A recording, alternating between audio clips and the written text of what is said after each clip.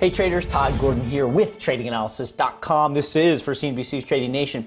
Traders, we're going to take a look at the two arguably most important markets out there and figure out where we might be headed from a macro sense heading into this explosive earnings season. Number one's the S&P and number two is bonds.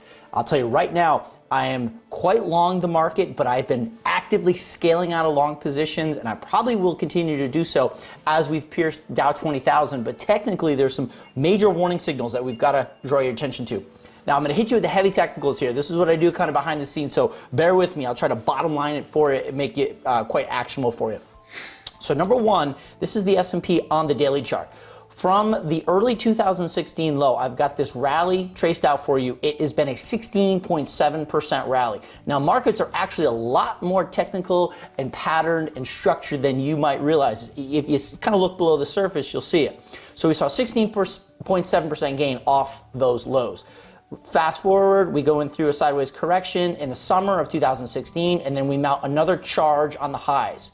Why don't we project another 16.7% rally? And that comes in right around 23.40. On top of that, the rally that we've seen post-summer 2016 has formed a very nice parallel channel here that is also offering resistance into a test of about 23.40. I have two other reasons to tell you why we might fail into a test of 23.50 to 2400 and drop back towards the lower end of the channel. I'm cautious of how overbought this market is.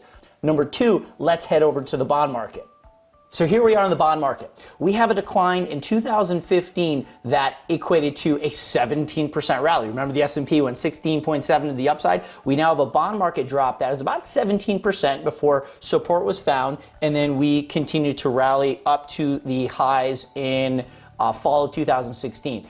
Now, what's happened since then is we've got a 17% decline that has found lows right around the $119 mark in bonds. So the two drops on a percent basis were equal.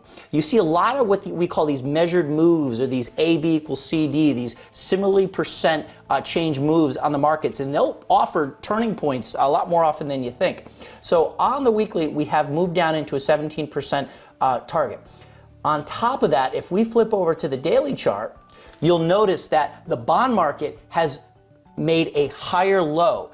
Okay, so we have not broken to new lows in the bond market, okay, relative to late 2016. And if I were to overlay the S&P on top of this, you will notice that the S&P relative to its late 2016 swing point here has made a new high. So bonds have not made a new low to 2016, not confirming where the stock market is going up into resistance. So for all of those reasons, guys, I'm a little cautious about being long. I'm moving out of long positions, and I'm even contemplating a trade on the short side. But that will be a video for when we get the signal up into 23.40 here on Trading Nation. So be sure to stay tuned. Follow us at Trading Nation on Twitter, and we'll keep you updated in this trade as well as all the other positions we're working. Good luck in earnings season. We'll see you on the next video update.